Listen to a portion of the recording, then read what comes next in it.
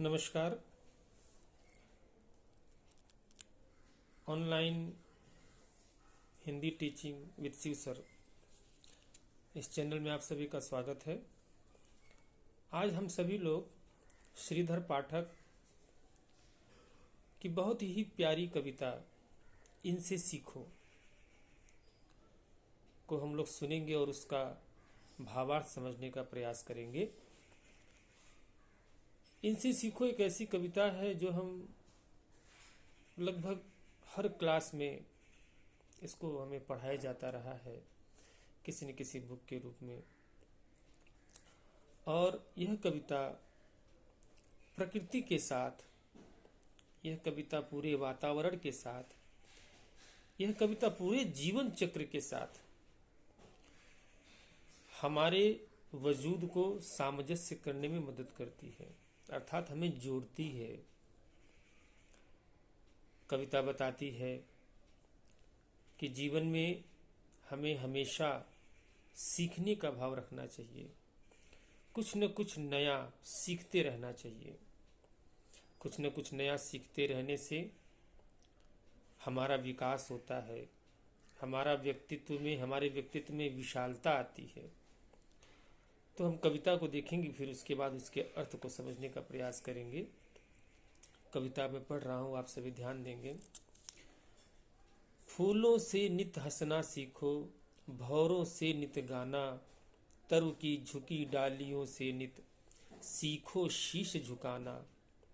सूरज की किरणों से सीखो जगना और जगाना, लता और वृक्षों से सीखो सबको गले लगाना। दीपक से सीखो जितना हो सके अंधेरा हरना, पृथ्वी से सीखो जीवों की सच्ची सेवा करना। जलधारा से सीखो आगे जीवन पथ पर बढ़ना, और धुएं से सीखो हरदम ऊंचे ही पर चढ़ना। सत्पुरुषों के जीवन से सीखो चरित्र निज गढ़ना, अपने गुरु से सीखो बच्चों उत्तम विद्या पढ़ना। बहुत सुंदर कविता, बहुत प्यारी कविता। पहली लाइन में, पहले पैराग्राफ को हम देखेंगे, जहाँ बताते हैं कि फूलों से नित हंसना सीखो, भौरों से नित गाना, तरु की झुकी डालियों से नित सीखो शीश झुकाना। यहाँ पर कवि श्रीधर पाठक हमें प्रकृति से सदैव कुछ नया लर्निंग, कुछ नया सीखते रहने की बात कर रहे हैं। वहाँ फूलों का एग्जाम्पल दे रहे हैं कि फूलों से हमें क्या सीखना है। सदैव हंसते रहना, सदैव खिलखिलाते रहने का हमें सीखना चाहिए। भौरे जो हमेशा प्रकृति में गुंजान करते हैं, उनसे हमेशा नित मन की तरंगों पर नए नए गाने को सीखना चाहिए कि जीवन में चाहे कैसी भी परिस्थिति आए, हमें सदैव गुनगुनाते रहना चाहिए। तरु, तरु का अर्थात तात्पर्य है पेड़। तरु की झुकी डालियों से नित सीखो शीश झुकाना, कि हम चाहे कितने भी बड़े बन जाए, महान बन जाए, परंतु हमें हमेशा विनम्र रहना चाहिए। यहाँ शीश झुकाने का भावार्थ है विनम्र रहना। दूसरे पैराग्राफ में देखेंगे, सूरज की किरणों से सीखो जगना और जगाना, लता और वृक्षों से सीखो सबको गले लगाना। सूर्य की किरणें जो मनुष्य के जीवन का आधार है, अगर सूर्य की किरणें न हो तो मनुष्य जीवन ही समाप्त हो जाएगा। कवि कहते हैं श्रीधर पाठक कि हमें इससे क्या सीखना है, हमें सदैव जगे रहने की प्रेरणा लेनी है कि सूर्य हम कभी नहीं सोता, सदैव जागृत अवस्था में रहता है। वो खुद भी जागता है, दूसरों को भी जगाए रखता है।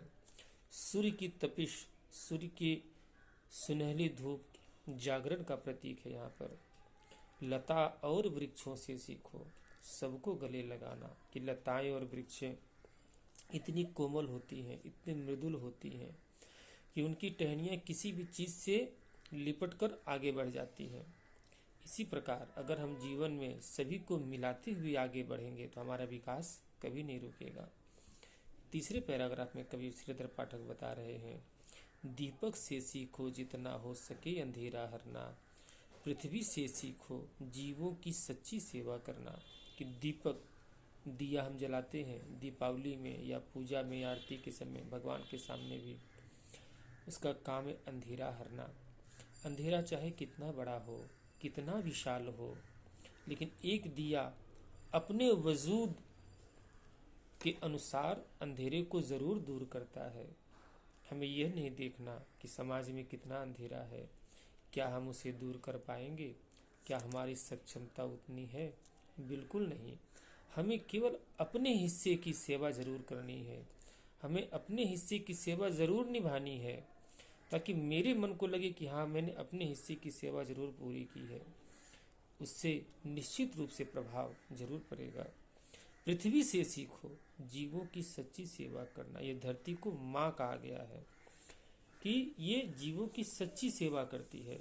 हमारे जीवन का पूरा आधार इस पृथ्वी पर ही निर्भर है।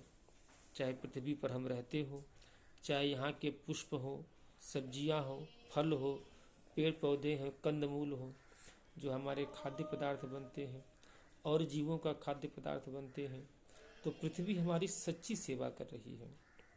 चौथे पैराग्राफ में देखेंगे, जलधारा से सीखो आगे जीवन पथ पर बढ़ना। जलधारा, हम देखते हैं पानी की धाराएं बहती रहती हैं और सदैव बहती रहती हैं, उनमें रुकाव नहीं होता, निरंतर गतिशील रहती है। चाहे सामने कोई चट्टान आए या खाई आए, उसका वो बिल्कुल उन पर असर नहीं होता। उनका काम है निरंतर प्रगति करना। इसी प्रकार हमें उससे क्या सीखना है? जीवन में सदैव प्रगति करते रहना।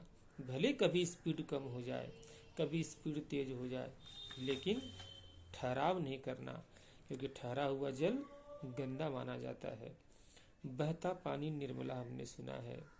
सच्चिदानंद हीरानंद वात्स्यायन की बहुत महान रचना कि जो पानी बहता रहता है, जो जीवन चलता रहता है, उसमें निर्मलता अपने आप रहती है। और धुएं से सीखो हरदम ऊंचे ही पर चढ़ना। धुएं से क्या सीखना है हमने? सदैव ऊंचाई पर चढ़ते रहना, कभी नीचे नहीं आना, विशालता को प्राप्त करते रहना, हल्का रहना। अंतिम पैराग्राफ में कवि बता रहे हैं, सत्पुरुषों के जीवन से सीखो चरित्र निज गढ़ना। जो सत्पुरुष हैं, जो महान संत हुए हैं, जो महान लोग हुए हैं, जिन्होंने इस धरती को, इस संसार को, हमारे संस्कारों को सही दिशा देने में अपनी भूमिका निभाई है, उनसे हमें सदैव अपने चरित्र को गढ़ने की सीख लेनी चाहिए।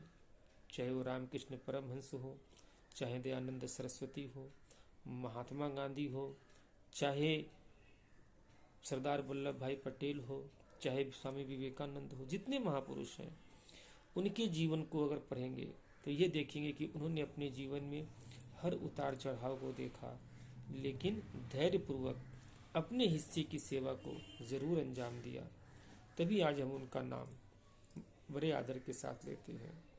अंतिम लाइन में बता रहे हैं कवि श्रीधर पाठक, अपने गुरु से सीखो बच्चों उत्तम विद्या पढ़ना। दुनिया में कई प्रकार के ज्ञान होते हैं, कई प्रकार की विद्याएं होती हैं। कुछ विद्या ऐसी भी होती हैं जिनको पढ़ के लोग आतंकवादी भी बन सकते हैं। कुछ विद्या ऐसी होती है जिनको पढ़कर लोग साइंटिस्ट बनते हैं। गुरु हमें क्या सिखाता है? गुरु हमें सही और गलत में अंतर करना सिखाता है कि विद्या तो बहुत प्रकार की है, ज्ञान बहुत प्रकार के हैं, बहुत प्रकार के गुण हैं, अलग अलग तरीके सिखाने वाले लोग यहाँ पर भरे पड़े हैं, कई प्रकार के जादूगर हैं। हमें अपने गुरु से यह सीखना है कि उत्तम विद्या कैसे पढ़नी चाहिए, अर्थात वह विद्या जो हमारे जीवन में हमारे चरित्र का निर्माण करती है, जो हमारे जीवन में हमारे संस्कारों का निर्माण करती है, जो हमारे जीवन में हमें महानता की तरफ ले जाती है। ऐसी विद्या का हमें अध्ययन करना है। तो आइए, आज की इस कविता में हमने यह सीखा कि हमें सदैव विनम्र होकर सीखने का भाव अपने जीवन में सदैव रखना चाहिए, क्योंकि जब तक हम सीखते हैं तब तक हमारा जीवन निरंतर प्रगतिशील होता जाता है। तो इस कविता का भावार्थ आज यहीं तक। बहुत बहुत धन्यवाद।